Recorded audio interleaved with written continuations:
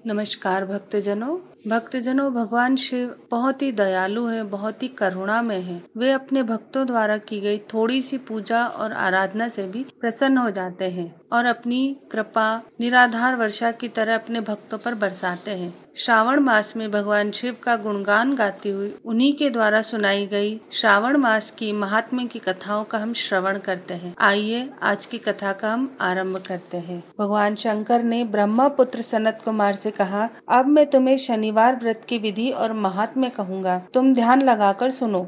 श्रावण मास में शनिवार को 3 देवताओं श्री हनुमान, श्री नरसिंह जी तथा शनिदेव की पूजा की जाती है। प्रथम मैं तुम्हें श्री हनुमान जी को प्रसन्न करने की विधि बताता हूँ। श्रावण महीने के शनिवार को हनुमान जी को खुश रखने के लिए अभिषेक तिलों के द्वारा रुद्र मंत्रों से करें। तेल मिश्रित सिंदूर उनके शरीर में लगाएं। जपा, अर्घ तथा मंदार की माला से पूजा कर नैवेद्य के लिए उड़द का बड़ा पकौड़ा तथा उपचारों द्वारा पूजन करें। उनके 12 नाम इस प्रकार हैं: फाल्गुन सखा, पिंगाक्ष, अमित विक्रम, अवधिक्रमण, सीता शोक विनाशक, लक्ष्मण प्राणवता तथा दक्ष ग्रीवादपाहा। जो सुबह उठकर इन 12 नामों का जाप करता है उसे कभी कष्ट की अनुभूति नहीं होती, उसको संपूर्ण ऐश्वर्य प्राप्त हो जाता है। श्रावण मास में जो हनुमान जी की शनिवार को आराधना करता है उसका समय नंदीश्वर के पराक्रम को देखा कि उसने अंधक दैत्य का अपने सींगों के प्रहार से वध कर डाला।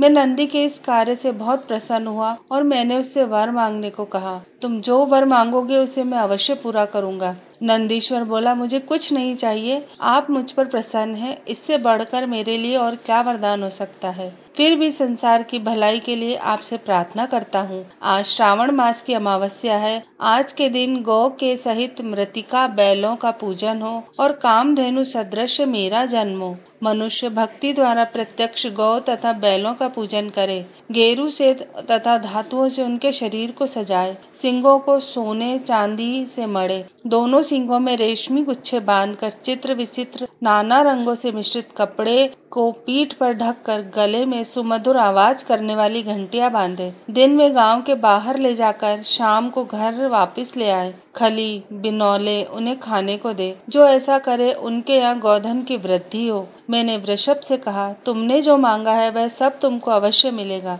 जो वृषभ आज के दिन किसी काम में न लगाया गया हो, केवल भूसा खाता हो, पानी पीता हो, उसे पोल कहते हैं। उसी नाम से आज का दिन भी पोल कहा जाएगा। आज का दिन जगत में पोला के नाम से प्रसिद्ध होगा। मनुष्य को आज के दिन सब इच्छाओं को पूर्ण करने वाले बैलों का उत्सव मनाना चाहिए। हे सनत कुमार, अब मैं तुम्हें कुशोत्पाटिनी विधि बताता हूँ। श्रावण मास की अमावस्या के दिन स्नान करके पवित्र होकर कुशोत्पाटन करना चाहिए। कुश को बार बार प्रयोग करने पर भी वह शुद्ध रहता है। कुश, काश, भव, दुर्वा, खस, कुंदक, गेहूं, चावल, मूंज और घास, यह कुशा के 10 भेद बताए हैं। ब्रह्मा द्वारा नैसर्गिक उत्पन्न दर्भ मेरे सब पापों को नष्ट करे, स्वस्ति कारक हो, यह मंत्र कहकर पूर्व उत्तर के बीच ईशान कोण में मुख करके हुम फट मंत्र द्वारा एक ही बार कुश उखाड़ना चाहिए।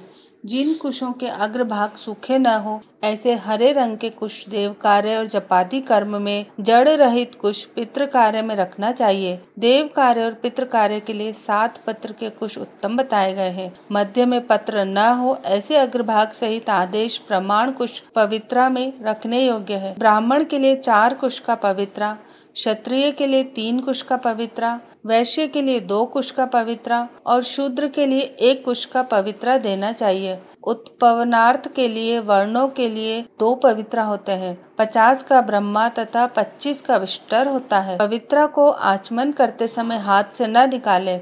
विकट अग्नि कारण तथा पाद्य समाप्ति पर पवित्रा को त्याग देना चाहिए। दर्भ तुल्य पुण्यदाता अन्य कोई पवित्रा पाप नाशक नहीं है। जितने देव और पितृ कार्य है वह सब दर्भाधीन है। अमावस्या के दिन ऐसे दर्भों को स्वीकार करना चाहिए। यह दर्भ कभी बासी नहीं होते। शनिवार को छोड़कर अन्य किसी भी दिन पीपल के वृक्ष का स्पर्श नहीं करना चाहिए। शनिवार के दिन उसका आलिंगन सभी संपदाओं की प्राप्ति कराने वाला है। प्रत्येक मास में 7 वारों में पीपल का पूजन फलदायक है, लेकिन श्रावण मास में विशेषकर यह पूजन और अधिक फलदायक है। और इस प्रकार ईश्वर सनत कुमार संवाद में श्रावण मास महात्म्य, शनिश्चर, नरसिंह, हनुमत पूजन आदि शनिश्चर कृत्य कथन नाम का 10वां अध्याय पूर्ण हुआ। हमारी आज की श्रावण मास की कथा समाप्त होती है। इसी कथा की अगली कड़ी के साथ हम आपसे कल फिर मिलेंगे। तब तक के लिए हर हर महादेव, जय श्री महाकाल। दोस्तों, ये थी हमारी आज की श्रावण मास की कथा। अगर आपको हमारी ये कथा अच्छी लगे